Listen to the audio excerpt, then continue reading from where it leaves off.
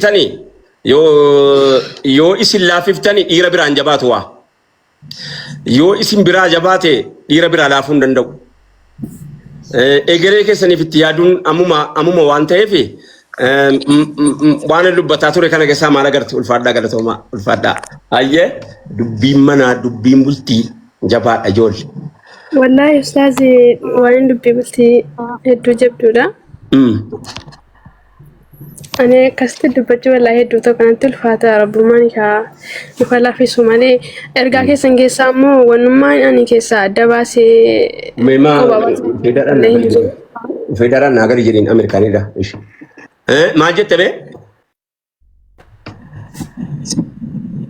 Ergaan keessan hundinuu wanti ani adda baasee yookiin kun hamaadhaa kun gaarii. Siigaluu dide ergaan isaa siigaluu dide waan inni immoo wanaa jedhee keessaa kanatti dhaggeeffattee siigaluu dide. Hunda saatu yoo ustaazi wallahi hunda saraa ustaaz kasti keessa hunda saa dhaggeeffadhaa hunda saa yoo ani wanti keessa hamaa tokko illee argeesin jiru hedduuta kanan jaaladha waan ta'eef akkasitti ibsuu hin danda'u wallahi ustaaz. Hamaatu hin ta'in waan namaa galuu dide wayii waan sii galuu dide wayii. Ergaan kan keessan Sigalera wanti jechuun barbaadde ergaan keessan keessaa wanti namaa hin galin hin jiru taas hundi isaatu wanti namaa galu waan ayyee galatooma ulfaadhu ayyee ulfaadha galatooma shukran galatooma ayyee tole ulfaadhu ishi Dr. Hayat Assalamu alaikum warahmatullahi Waalaikum salaam warahmatullahi wabarakatuh Kam jirtan ustaz Alhamdulillah nagaan mee waan dubbataa ture yookaanis immoo afaan dubbataa ture keessaa kaasitti kamii keessatti ergaa kamtu sii galuu dide baay'ee namni meeseejii naa godha ergaa keena nuun galuu akka qaamaanis natti himaa waan akkanaati kanayyanii nama wanta jechuu barbaadde fakkeenyaaf lakkoofsa 23 keessatti dubbii siin tokko ittiin na jalaa gufachiifte tokko jira fakkeenyaaf Yos inni jedhe Yos jiru bareedaa jiraan agammanne diidamii sadaffaa keessatti Yos jechuudha yoo jiru bareedaa miti Yos jiru yoom waan himaa dhufe tan Yos jiru bareedaa jiraan agammanne hayaata gaarii sana wante nu deebonne kaminni fakkeenyaaf waan akkasii yookaan gufanni jechaa qofatu hin ta'in namaa galuu didu ergaan isaa namaa galuu didu. Sendeetti? Fidaan keessa namtuun jiru wanti nama galuu didu hin jiru ustaazii. Kamirrattuu kamiifuyyuu gara fuulduraattis ta'ee anaaf wanti tokko wanti kan inni ifanaaf hin galle wanti tokko hin jiru wakka hunduma isaa tokko kaasee amma dhuma rabbiin umurii keessa nu badheeressu ammallee utuu umuriin namaa immoo kennama ta'e dabarsee umurii kan korra keessanitti isiniif dabalan jedha nuuf jiraadha galatoomaa kanumaan jedha nuuf dubbachuu danda'u. Ulfaadhu galatooma. Okay. Shi eenyuun kun? Eenyuun shi barii islaama. Dubbadhu. Maas sii galuu dide. Jecha amma eewwanaa namni kan naa galuu dide jedhe hin jiru.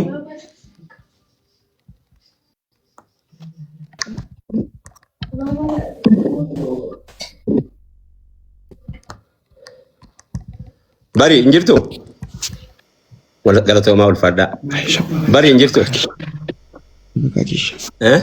ayye sagaleen keenya nagamu ustaada dhagaan jiram bari haasa'e sarraay ayye assalaamu alaykum warahmatullahi wabarakatuh alaykum salaam warahmatullahi wabarakatuh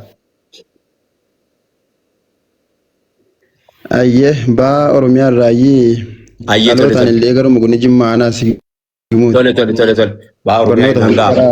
Bagal ulfaadhaa galatooma Baur Mia hayyee ergaa afaan dubbadhe keessaa yookaan ergaa isaa maal jechuu barbaadeeti laata maaliif jennaan xiqqoon namni sa'aatii tokko keessa dhaggeeffatu kuni waan bicuu sitti hin fakkaatin sa'a dheeraa hojjenna warra hojjetu beeka waa baay'ee hojjennee kaane keessaa filanna waa baay'ee jenne kan hindi ifna gari fay dhiiroo sa'aatii miti faa jennee dhiifna warra hojjetu beeka. Lammaffaa immoo itti gaafatamaa guddaa isaa waan taate jecha baay'ee dubbisna, baay'ee gaafanna, baay'ee qoranna. Isumatti iyyuu hin mucucaata beeke akkanuma wajjiniin immoo hojii isa gara hin qabne nama gaafata. Utuun barreeffama piriinti godhe si agarsiise kitaaba amma kana qabu fakkaata. Sagaleedhaan yeroo dubbatamu wanni Dr. Zakir Naik Quran and Modern Science kan jedhu gaafa torgomnu haasaa sa'aatii 3 daqiiqaa 10ti waraqaan deemti kaanu hin jiru jechuudha. Yeroo haasaan ulaafaadha yeroo barreeffamu waraqata guuta waan ta'eef. Kanaaf jechi yeroo dubbatamu hin baay'ata. Ismaayyuu moonuu alternative irra baay'ee isaa hin dubbifnaa hin qabu. Amma nama gitamu hin gitu. Sa'aa kana ergaan kun hin ta'amu hin ta'u. Yookanis immoo taayimii isaa eeggateera moo hin eegganne waan jedhu kan faayiduutti qoranna. Yoo inni ergamee ka'e gurra kee biran dhaqqabin rakkisaadha. Yoo akkaataan itti hojjedhu kun yookaan mata duree nan filadhu kun hawaasa keessa taa'eeti kan hin filadhu. Hawaasa keessa dhaqeetanii tokko lammaffaa akka jaarsaatti nan nageeffadha. Akka jaarsaatti ta'ee bakka jaarsaa dhaabbadheeti kan hin barreessu. Bakka manguddoo ta'eeti kan hin barreessu. Bakka nama amantii Islaamaan hordofne dhaabbadheeti kan hin barreessu. Bakka nama sheekii ta'eeti kan hin barreessu. Isumattuu mana keessaa wanti nu duukaa darbatamu furguggeen isa amma hin qabne miti. Isumatti hamma dubbiin saabaarraa hojjetamteetti achi hojjetameera waan ta'e nan achi qabnutti namni dura dhaabbatee naan dhiisuu hin dandeenye. Maaliif jennaan saabaatu hojjeta. Namoota hedduu shaa'iree jajjabaa qabu ergamaan Rabbii alayhi salaatu wassalaam namoota gurguddaa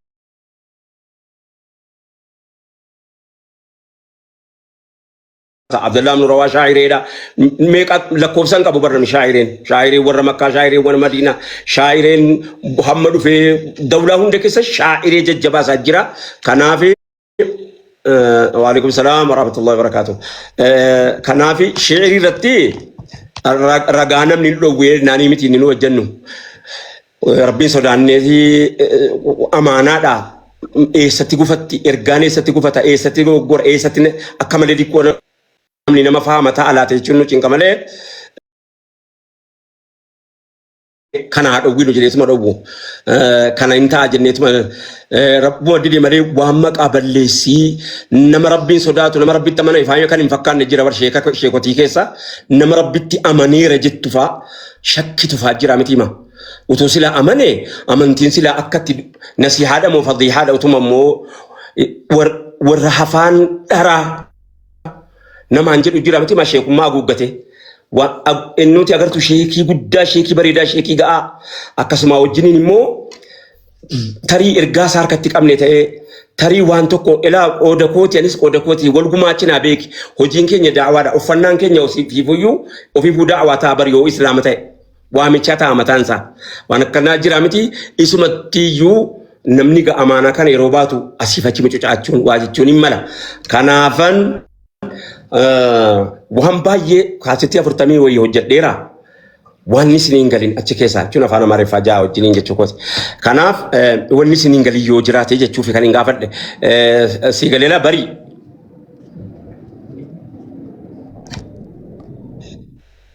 Barii. Ayyee naaf gale ustaadha. Ayyee maaltu siin galini? Gaaffiin qabu nashiidaa keessanii nashiidaa keessan 22ffaa keessatti namni ofii isaatii fi biyya jiraatee haadha manaa isaa biyya ambaatti irraa nyaatu ba'aa baatanii buluun hangana ulfaatu bakki jedhu suni namaa wal qabnee ture bakka kana.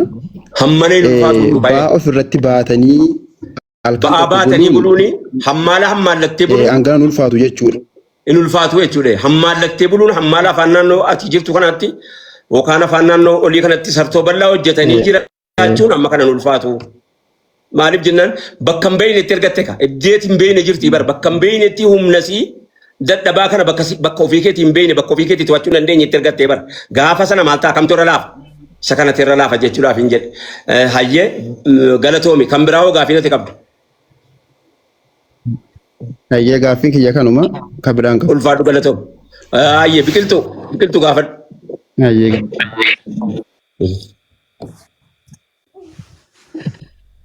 Assalamualaikum warahmatullah. وعليكم السلام ورحمة الله وبركاته. كان هذا مناكي ياتي سيني أتدبرنا جت كرانا لا تنسى. يي مرحبا تاتي. انت تايو أشيتو تايو. كان ساجالا يسجالا. الفادا قال توما. ولي انجفتو أنت يجوكوتي أيه. ما نقافت واي كي وان دبنا كيستي. أكرر جتشو مال جتشو دا جتشو قال لي رجاساتو قال لي وكاني سمو مال